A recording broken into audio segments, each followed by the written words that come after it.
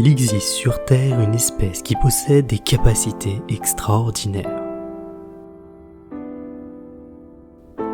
Elle a développé une intelligence sociale hors du commun.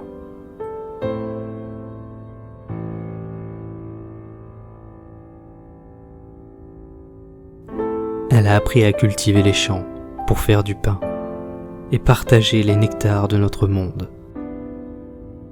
Cette espèce est tellement répandue qu'elle est aujourd'hui la plus présente sur notre Terre et est capable du meilleur comme du pire. Capable de se déplacer sur de longues distances grâce à des autoroutes. Vivant dans des forteresses et capable de déplacer d'énormes quantités de marchandises pour survivre en communauté.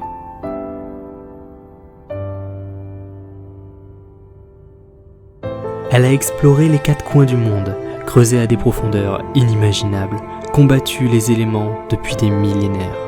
Elle représente 10 à 15% de la biomasse de notre Terre. C'est-à-dire 10 à 15% du poids total de tous les êtres vivants de notre monde. À l'échelle d'un homme de 75 kg, c'est comme si cette espèce représentait l'intégralité de notre masse osseuse.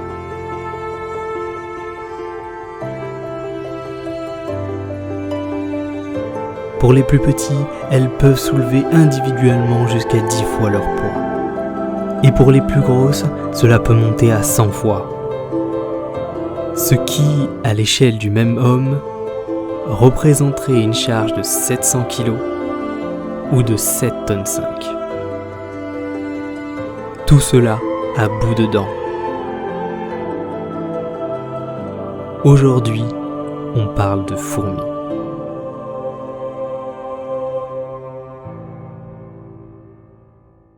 Bonjour à tous, aujourd'hui je vais vous présenter mes fourmis. J'ai 4 fondations et je trouve intéressant de les montrer maintenant, comme ça on pourra voir dans quelques mois où est-ce qu'elles en seront. Je vous remercie énormément pour la dernière vidéo, vous m'avez fait un bien fou avec tous vos commentaires et vos pouces. La vidéo a été plutôt bien accueillie, j'avais un peu peur du format, mais apparemment ça vous a plu. J'ai des tonnes de passion et celle-là je l'ai depuis que je suis petit. J'étais un passionné d'insectes avant, alors pas professionnel, je connaissais pas tout ce qui existait, ni les caractéristiques spéciales, mais j'adorais observer. Et j'avais la fameuse collection Atlas où vous avez les insectes dans la résine.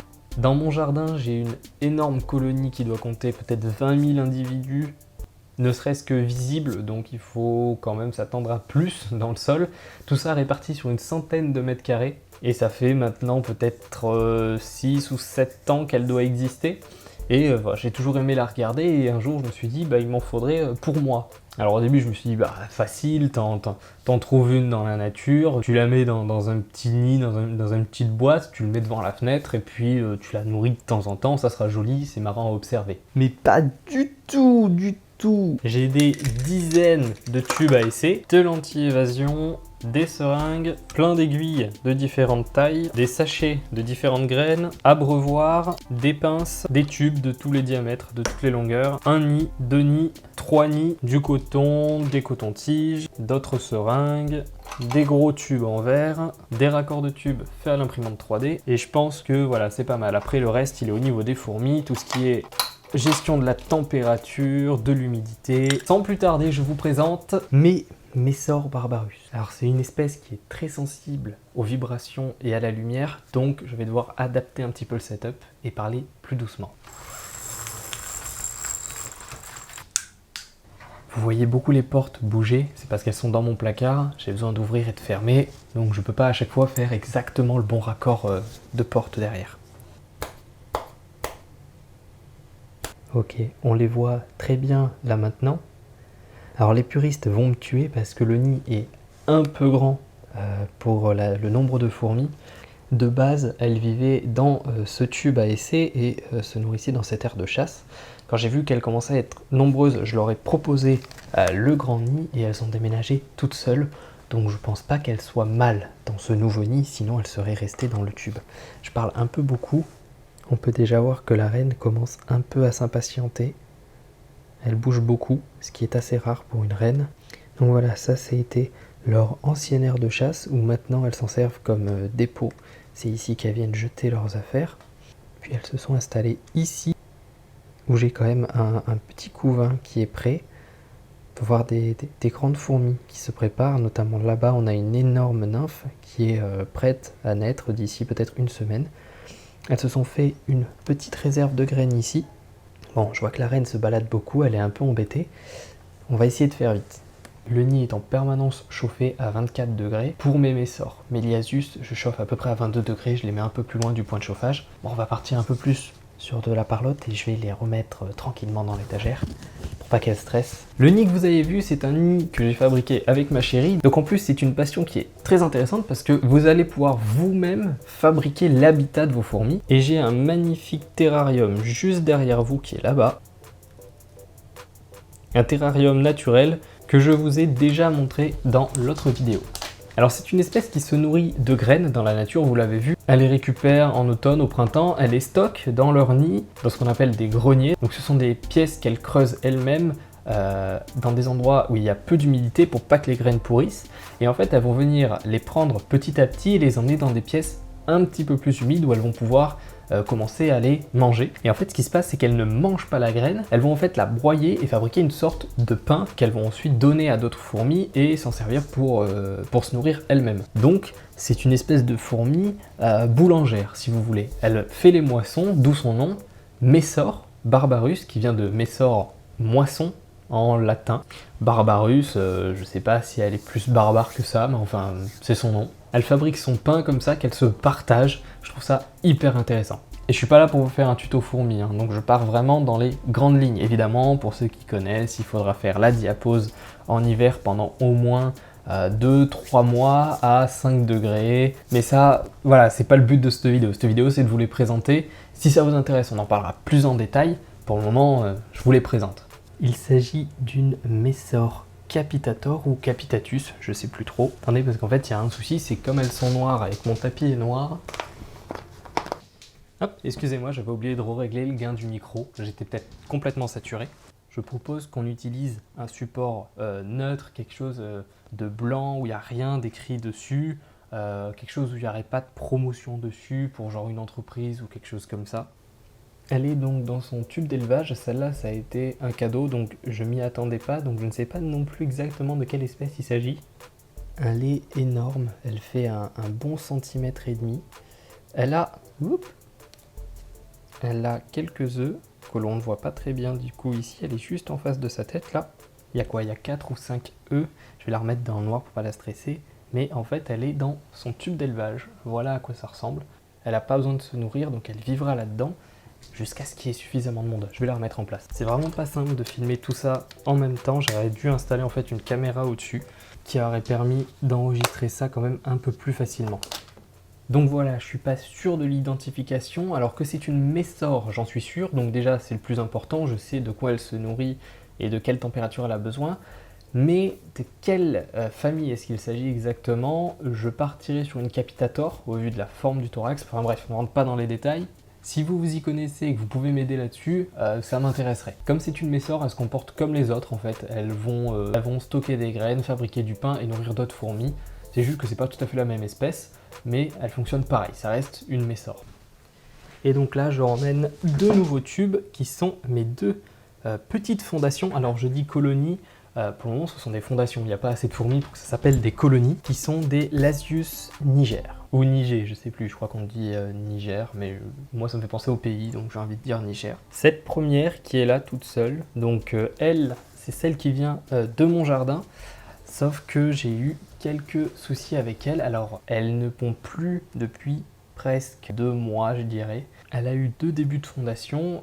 Quand je l'ai recueillie, elle a fait une vingtaine d'ouvrières. Elles sont mortes après la diapose. Ensuite, elle a repondu, ce qui a donné 2-3 ouvrières. Et depuis, elle ne pond plus et ces ouvrières sont mortes. Donc elle est encore vivante. Je ne sais pas si elle va accepter de repartir.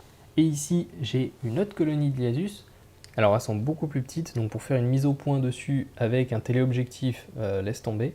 Il me faudrait, c'est un objectif macro, mais au prix où ça coûte, on va attendre un peu. Regardez, elles sont sorties, elles voient la lumière de suite. J'ai une petite ouvrière qui est venue se promener, qui va sûrement, elle est là-haut, elle va sûrement aller prévenir ses copines qu'il fait jour et qu'il y a peut-être de la nourriture qui se prépare. Donc il s'agit là aussi d'une petite colonie de Lasius. On peut voir là la reine qui est en boule, qui est cette petite boule noire qu'on voit au milieu, elle est très calme parce qu'en fait c'est une reine qui a déjà pris son rythme. En fait, ce qui se passe, c'est que maintenant, elle ne se déplace plus. Elle va en fait se mettre en position et elle va juste pondre. Sa seule mission, c'est de pondre. Donc là, j'ai une vingtaine d'individus, plus la reine, et j'ai un couvain qui compte quarantaine d'œufs. Ça va pulluler dans tous les sens, il va y en avoir partout.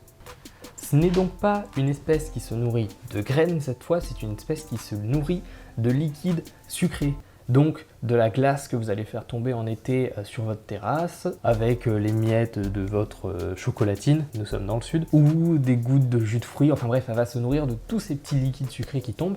C'est une espèce qui a une particularité hyper intéressante, c'est qu'elle se nourrit de liquide sucré, mais plus particulièrement de miella. Le miella en fait c'est un liquide qui est sécrété par les pucerons, donc ce que vous retrouvez sur les cerisiers. Et les pucerons, ils ont un gros ennemi, c'est la coccinelle. Un puceron, c'est un peu con, en fait, ça se laisse manger si vraiment il n'a pas le temps de s'enfuir. Et les pucerons, ça se nourrit du coup de la sève des arbres, notamment par exemple des cerisiers. Et en fait, les pucerons, ils sécrètent du miella, qui est en fait une sorte de déchet, ce qu'on pourrait comparer peut-être à l'humain, à l'urine peut-être. Et les fourmis en raffolent. Mais plutôt que de manger les pucerons, ce qui serait une pierre deux coups, elles auraient et un liquide sucré, le miella, qu'elles adorent, plus des protéines parce que ça mange aussi des insectes, eh bien pas du tout. En fait, elles vont procéder totalement autrement, elles vont les protéger, les élever, plutôt faire de l'esclavagisme d'ailleurs, et en fait elles vont avec leurs mandibules attraper les pucerons et les déplacer à d'autres endroits de l'arbre où il y a plus de sève, où l'arbre sera meilleur, les plantes seront meilleures pour que les pucerons produisent plus de miella et de meilleure qualité. Donc en fait les fourmis, elles arrivent, elles le prennent, elles le déplacent, elles le mettent ailleurs, elles font bah voilà, ici c'est bien, vas-y mange et je buvrai ce que tu rejetteras. Et aussi, elles les défendent lorsqu'une coccinelle arrive, elles vont les prendre et partir avec parce que les fourmis courent très vite par rapport à une coccinelle. Donc les fourmis courent avec leurs pucerons se mettre à l'abri et une fois que la coccinelle est partie, ils les remettent en place sur un autre arbre, sur une autre feuille et c'est reparti pour un tour. Ensuite, les lasius vont venir boire le miella, donc la pisse des pucerons. Elles vont tellement boire qu'elles vont en fait remplir leur abdomen qu'on va voir gonfler. En fait, par transparence, on peut même voir la couleur du liquide à travers. Et en fait, elles vont le stocker comme ça à l'intérieur et elles vont ensuite repartir au nid. Sur la route, si elles croisent d'autres fourmis, elles vont se faire un petit bouche à bouche pour lui donner une petite goutte et lui dire « Regarde, si tu vas derrière, t'en auras d'autres, va en chercher ». Et ensuite, elles partent au nid pour nourrir toutes les autres fourmis de la colonie, nourrir la reine, et comme ça permet par exemple à la reine et aux fourmis qui sont à l'intérieur de la colonie de ne pas avoir besoin de sortir, se mettre en danger, à ne pas confondre avec d'autres espèces que je n'ai pas et qui sont pour le coup hyper intéressantes, les fourmis pot de miel. Elles ont une particularité, c'est comme des Lasius niger, elles vont se nourrir de liquide sucré, de miella. Mais ce qui se passe, c'est qu'en fait, en rentrant dans leur nid, elles vont pas donner à manger à toutes les autres fourmis, elles vont le donner à une fourmi particulière qui a l'abdomen qui gonfle quasiment à 20 fois la taille de la fourmi au minimum, et elle va servir de réservoir. Elle va stocker à fond le miella, et ensuite les autres fourmis viendront en dessous et n'auront qu'à ouvrir la bouche et elle leur donnera des gouttes. Donc ce sont des fourmis réservoirs. Elles passent leur vie, la tête en bas, à absorber le miella pour le stocker dans leur dos et à le rejeter. C'est hyper intéressant. On reviendra peut-être sur l'évolution de mes fondations si ça vous intéresse. Vous pouvez me suivre sur Instagram, je fais plein de choses et de temps en temps je montre les fourmis et un petit peu leur évolution. Je vous remercie encore pour la semaine dernière, la vidéo, franchement vous avez assuré, plein de commentaires ultra positifs, des pouces bleus, ça m'a vraiment fait beaucoup de bien. Alors n'hésitez pas à faire de même sous celle-ci. Je vous souhaite malgré tout un bon confinement et une très bonne journée sur YouTube. À bientôt. Clavier, clavier.